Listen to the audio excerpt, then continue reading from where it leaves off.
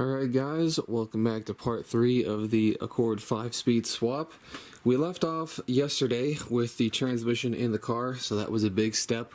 We got a new flywheel, clutch, pressure plate, throwout bearing, the whole 9 yards in there, and then of course got the transmission in the car. But there's still quite a bit of stuff we still need to do before this thing is going to be complete and running. So we still have to get the subframe and axles back in, that kind of stuff. And then of course we need to do the clutch pedal mounting. That's pretty high on the priority list. And then we have to figure out the wiring. So anyways, I will report back when we have some more to do, but I'm going to start with getting all these bell housing bolts torqued and ready to go, then get the rear engine mount in, and we will go from there. Alright guys, so we got the nice new, well not new, but cleaned rear engine mount bracket on. We also got the cradle, I guess, the engine cover, lower engine cover here installed. So from here we just have to get the subframe and the axles in, and we're getting closer.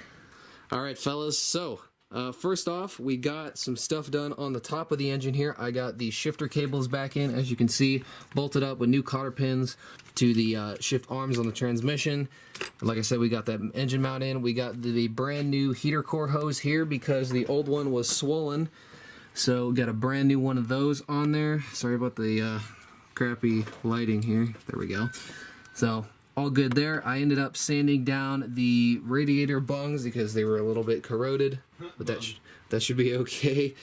And we're getting a little bit closer. Now all these plugs here, these are all from the automatic transmission, so we're going to end up cutting these off most likely, but figure we'll wait until the car is running to do that. Still got to get the starter in, and then of course, the subframe and axles and whatnot, so I might switch gears and start doing that stuff. And then over here, I'm just pulling the clutch, trying to pull the hydraulic hose out of the clutch, so it goes around town over to the tranny. I'm trying to pull Should be this guy. Yep, so it's got a soft portion, which makes it nice and shouldn't be too bad to get out, and then I'm getting the master out now. Hopefully I can get the clutch pedal assembly, so the bracketry and all that shit pulled out pretty soon. I'm going to start working on fabricating a clutch pedal mount for this puppy. Yep, so we're going to show you a mount that we created later, but we have to also fabricate an upper mount for the clutch pedal because there is a welded bracket on the manual car that is not present on the automatic, and so we're going to have to fabricate something so there's enough support for the clutch pedal. But that is what we're going to aim to do today, and I'm hoping, I don't want to say anything yet really, but I'm hoping we can get the car driving today, but we'll see because we have quite a bit of work to still do. But yeah, we're just going to keep chipping away at it. Like I said, I'm probably going to get the subframe and the axles and stuff back in next, and we'll go from there. Alright guys, so we got the subframe in, we got both axles in, the suspension is all back together, this fork for the shock, everything is torqued to spec and in the car, so the bottom end is pretty much complete at this point, which I'm pretty happy about. Wasn't too bad. So now we have to work on getting the clutch. So I think, okay, yeah, so here is the clutch master cylinder here. That's got to go in that hole in the firewall down there. You can kind of see it. Not very well, but there you go. You see that now? Yeah, so that hole in the firewall I fabricated the other day, and that's for this guy here. And then you said you got the clutch line out too, right? Yes, oh yeah, here it is. So here is our clutch slave cylinder line. So that's got to go behind the engine. Shouldn't be too bad, I hope. Famous last words. And then, okay, so you guys are gonna love this. So Jack here is a CNC pro, as they say. So I basically sent him the dimensions because to put the clutch master cylinder in there, if you don't put a spacer in the firewall, your clutch will be depressed in all the time. And that, you can see it in here. Oh, yeah, okay. Sweet. You just crawl under there. If you look at the firewall on the manual car, you can see that there are, like, I don't want to say washers, but same, like a spacer basically, for the master.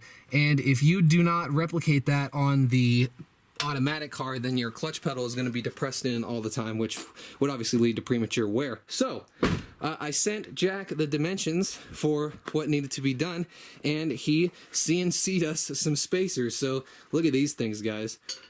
Precision crafted aluminum, and yeah, as you can see, it's custom with a K.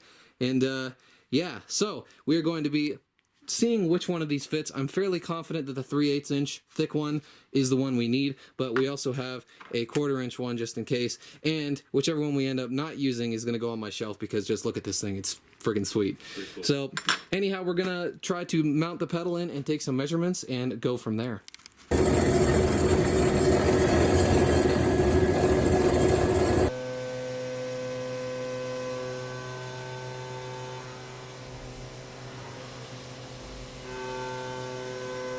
Alright guys, so we did a bit of a miscalculation with these nice aluminum spacers, unfortunately. There is a bit of a hump, I guess, on the firewall for the brake master cylinder. You can see it on the right there. And putting this in, it does not sit flat with that hump there. So what we're going to have to do is just file this thing down a little, which isn't a big deal. I have a Dremel, so we're going to do that. But we're also going to have to use both of them because I did a bit of a miscalculation on the thickness as well of the spacers for the firewall. So we're going to have to use both of them, unfortunately. But you know what? At least they'll be in my car doing something. And then we're also going to have to cut down this brake pedal, which shouldn't be too hard because we have an angle grinder. So that is going to be next on the list, but we want to get the clutch working before we do anything else because that's a big part of this to get it to run today. All right guys, so like I said, we have to make a modification to this guy here. Here is our jig. We have unfortunate circumstances. Yeah, we have a wire spool and a bench vise here, and he's got his angle grinder, and we're just going to cut this down to this line that I made, and hopefully that will be enough to have it fit in the firewall. And then we're just going to put the other one in front of it so nobody will see this kind of jank stuff. So yeah. It's really great. I'm super anal about hitting those tolerances. Yeah. just to delete material with an angle grinder.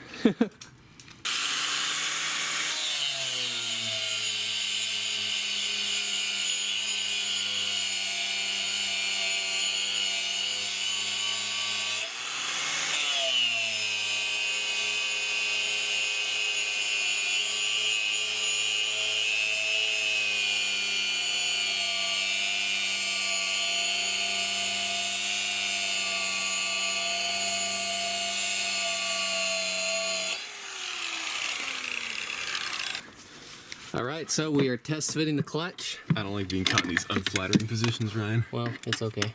You're just unflattering, period. Fuck you. So we're just test fitting the clutch pedal.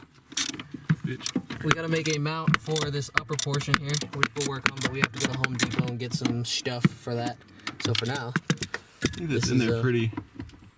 It's okay. Good to me. That's okay. Mm-hmm. Too shabby. Nice. Notice the clutch pedal stays out further than the brake. It's fine because, you know, when you're at a stoplight, push the clutch in, you can slow down and put your car in neutral. Oh, shit. I didn't even think about that. Nice. Quick update. Got our new radiator and 2 new hoses in. Got the starter on. Did some cable management and such. We are getting ready to fabricate our mount for the clutch pedal. Get our welding blanket here to protect the carpet, and then we have, let's see if I can do this. So we have a hole up there already for our mount, and we are basically going to stick a bolt through it with a spacer, and that is how we're going to anchor the clutch pedal. But obviously we need to weld a nut to there so we have something to screw into. So that is what we're getting ready to do. So while Jack is welding in there, I decided to put the new headlights in the car. So it's looking a little bit more like a car again, which is cool. Same style as the ones I had before. These ones just have an amber strip over here that mine didn't, but yeah, that should look quite a bit better once we get everything back together. Got these Sylvania LEDs to go in the parking lights down here, so I think that'll look quite a bit better than the half burnt out incandescent bulbs that are currently in there, so that's cool. We still got some things to do before we can attempt to start the car. He's welding up that bracket as we speak, but yeah. Alright guys, we're on the home stretch for today. We just got the clutch line in and bled, so that was a bit of a process unfortunately, but we got her done. So the clutch is bled and it should be good to go. Now there's only a couple of things we need to do before we think this thing will run. Obviously we need to get the front engine mount back in, need to do the battery. The intake is going to be last, but we also need to do some wiring so it'll start and run properly. But that's all going to be stuff for tomorrow, but we're thinking by tomorrow we should have this thing running and ready to go. So yeah, that's going to be about it for today, and I will see you guys in the next video.